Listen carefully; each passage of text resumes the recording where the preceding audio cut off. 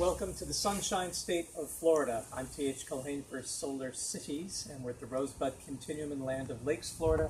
And we've got these two 100-watt solar panels that we got off of Amazon.com.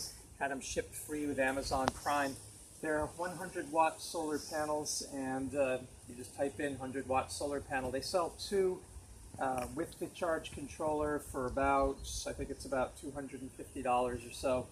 And they're very simple. All it is a panel with a junction box in the back, and it comes with these two wires, one labeled positive and one labeled negative. The kit also came with these unions, these 2-to-1, so that we could join the two panels to one wire for the two positive wires, the two negative wires. Just be careful. What we found is that the other wires, the extension wires, were labeled backwards. The positive and negative was labeled backwards. So don't be fooled by that. Just follow your plus sign as it goes through, and your two pluses join to one. And then even if this says minus, take off the minus and label it plus. Here's your two minuses. There's minus there, and another minus coming from the other panel. There's the joiner. You just snap them in. And then you want to label this minus because it's minus. So that was the only thing we found, is that the extension cords were labeled wrong. The stands that come with them, the tilt stands, for another $47 each, and I got another one coming tomorrow, make you mount the panel.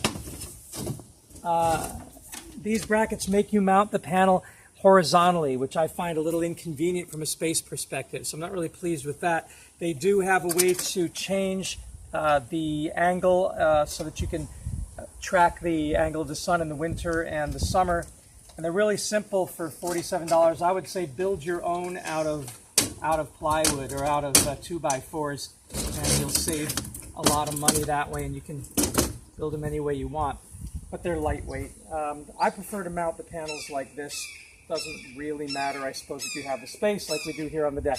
So these are put together in parallel. That gives us 200 watts peak, and I've run the wires along the side of the deck here, and if we come around, we'll see what we're powering with it. Come on out here. So down, over here, come on down this way. I just took the two wires and I used a screw cap to join them up to 12 gauge wires, a red and a black over here. And so I just screwed them down and used some electrical tape, and then I've got them running up here, as you can see. So I'm using the 12 gauge wire, which is sufficient for, and I'm using stranded wire, by the way, because stranded wire doesn't break.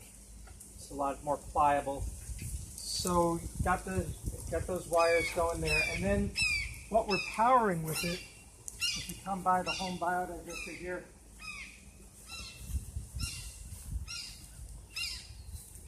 we're powering for our deep water aquaponics, and got these air stones going. That was my old AC pump, which draws about 6 watts. And over here, if you come by, is the new DC one.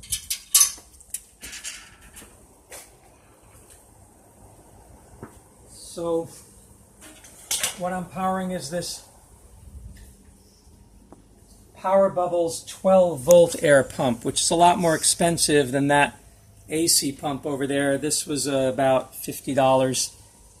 So you pay for the privilege of using DC power, and it only has 2 outputs, and that one has 4. So it's more expensive when you go DC. I just taped the output of the charge controller to the line, and you can see here, this is the charge controller that came with the solar panels, and it's really, really easy.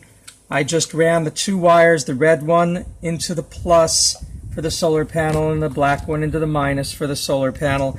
Then I have a red wire coming out the plus of the battery going to the battery terminal, and then I've got the negative wire of the battery going out to the negative terminal of the battery. So that was real simple. Then I have the load, which is the pump, plus and minus, and that's all there is to that. So it's just a solar plus and a solar negative, a battery plus and the battery negative going to the terminals, and then the load, which is going to the air pump. You can see here that it is charging.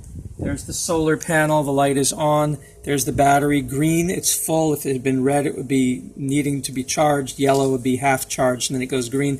And then the load light is on. When I hold this button down for 6 seconds, then this light will turn on, and it says 8. That means I want this load on for 8 hours. I can change it 9 hours, 10, 11, 12, 13, 14, 15 hours, or none. And I put it on 1 hour, 2, 3, 4, 5, 6, 7. I want it on for 8 hours in the day, then the pump will go off at night. The other thing this thing will do is if I press it when this is off, it'll turn the load completely off. That yellow light will stop blinking, and then the pump will go off.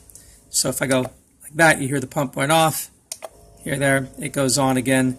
And then, of course, I have to set my timer by holding it down for 6 seconds and then going up to my 8 hours. So that's it. There's the deep cycle battery. This cost me about, I think it was $150 or so for a 12-volt battery that is deep cycle. It's very heavy plates made for deep discharge and recharge by a solar panel. And that's it. It's just basically 3 pieces, 2 that came in the kit, 2 panels and the charge controller, and a separate order on the battery, and then I got the 12-volt pump. So we hope that you'll join us and try this at home yourself. Thanks.